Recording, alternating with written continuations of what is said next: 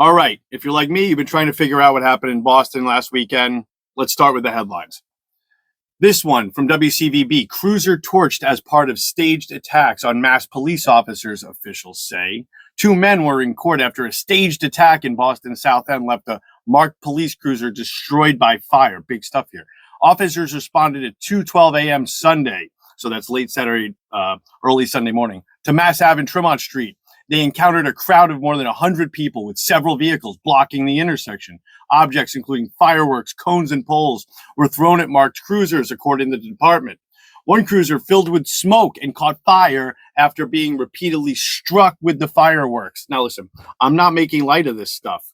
I am critical of the police. This is absolutely out of hand. But what's important are some of the details. People have been yelling about this on social media the past couple of days. I started looking around yesterday. I had to come to some conclusions for myself. I'm here to share that. Here's what I decided. But of course, this all happens at a very interesting time. I'm not sure if the kids who were running around torching police cars realized it, but President Trump in Washington, D.C. has basically declared war on cities that he doesn't like. Boston's one of them. Not one that he's declared war on just yet, although, of course, we've had incidents where the head of Department of Homeland Security and people with ICE have said that they're coming to Boston, they're targeting Boston, so we're already there.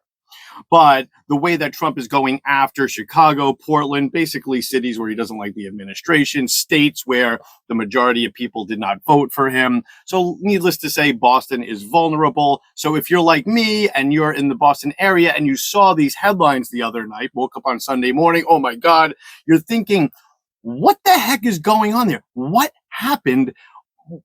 2 o'clock in the morning, it's 100 people in the streets. Wasn't aware of any protest. This doesn't seem like Boston. I'll get to that in a second. So I basically looked a little farther. And of course, these two kids who are responsible or who are being held responsible were arraigned yesterday. I'll get to that in a moment. But as for what happened, now, folks, I know some people, you're hoping or thinking this is some kind of false flag where, Trump supporters are setting up Antifa and so that, then the federal government comes in to Boston. That's way overcomplicating things. Trust me, I thought some of this too. As it turns out, every now and then, I guess police tell the truth. Perhaps it's convenient in this case, but this really is the two kids who were arraigned yesterday. They're two Rhode Island meatheads, 18 and 19 years old, Warwick and Cumberland, Rhode Island. I did some background on them. One works at a tire shop. This really is what they're saying it is. It's a takeover, a street takeover. There's really nothing secret about this. Go on Instagram, look up Boston street takeover, search around for 1 second. You will see some of the most absolutely insane shit you've ever seen in your life. I'm from Queens, home of Francis Lewis Boulevard. People used to race. Kids died racing there. This is a whole other level. This makes the hyphy movement of the 2000s in San Francisco look like romper room. Anyway, not to praise these kids because this is absolutely insane what they did. But what I did was I put together the information available in different articles, some from social media, some that I was able to confirm. Basically, as has been reported in different areas, they're Rhode Island kids. I don't know if all 100, say about 50 cars were all from Rhode Island, but they were seen at a parking lot in Middleborough, likely the same group, earlier in the day, near Route 105 and Route 128. They were also seen in Randolph, which is closer to Boston. So clearly they're making their way up. After that, it seems they stopped in West Roxbury, which for those who don't know, that is part of Boston proper, but it's not downtown. From there, by 2 a.m., it looks like they got to downtown Boston, the area. It's like the South End, where they ended up causing this huge scene and just doing some of the most insanely stupid shit I've ever seen, endangering cops, endangering people in the area. So they're Rhode Island guys. And there's some terminology you might want to be familiar with. First of all, a crowd of more than 100 people. Those are really estimates. I don't know how many people there were, but there were a lot of them there. 50 cars. That also came from a report that's of somebody what they saw up in Middleborough. Street takeover. That is the term being used by all the kids. So get used to that. Then there's one that's being thrown around called that staged attack. Now, not that I'm here to defend these kids. I don't like the term staged attack. That seems like something where they can accuse them of having actually planned an attack as opposed to just being idiot Neanderthals and in the moment hit a cop, whatever. Let all their attorneys sort that out. But I'm kind of here as a reporter figure to point things like that out.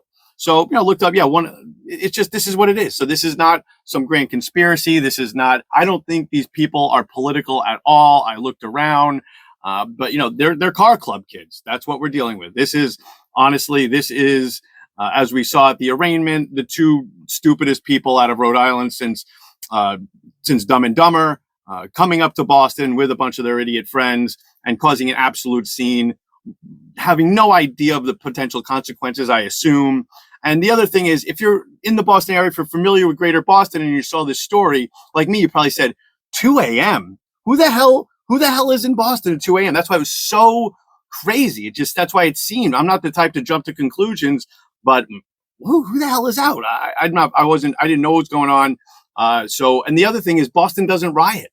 Boston doesn't riot. I know you think I'm crazy. Have there been incidents? Yeah, after there was the incident outside Fenway Park where Victoria Snellgrove, young woman, was shot in the eye by a police officer with a non-lethal projectile.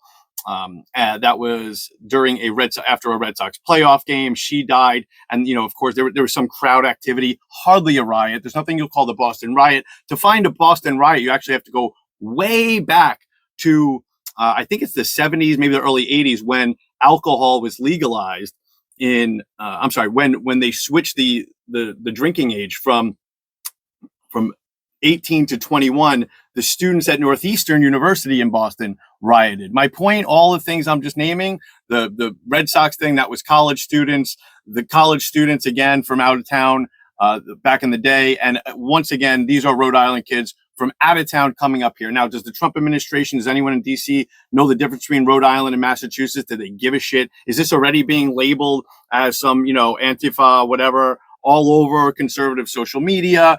Are people calling for heads? By the way, people don't understand the criminal justice system. The kids didn't get off yet. They did get bail, and it's not a high bail. It's I think $1,500 or something.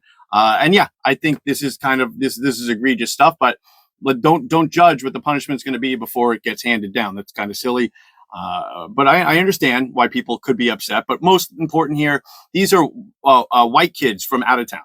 All right, these are white kids from out of town. It's going to be painted. It's already being painted. So don't freaking tell me that it isn't, because I've been on social media looking at this for a day. It's already being painted as as black people from Boston. Okay, as inner city people, as Antifa, as all of the above, all of the boogeyman that the right don't like. That's what's being painted up as, even though it is clear that is not the case here. These are car clubbers. This is the generation inspired by Fast and the Furious, one dumber than the next, but not political in any direction. So just something to consider. But that's what happened in Boston. I think we can move on here. At least I'm going to, but I had to do some research for my own peace of mind. I hope that helps if you were curious.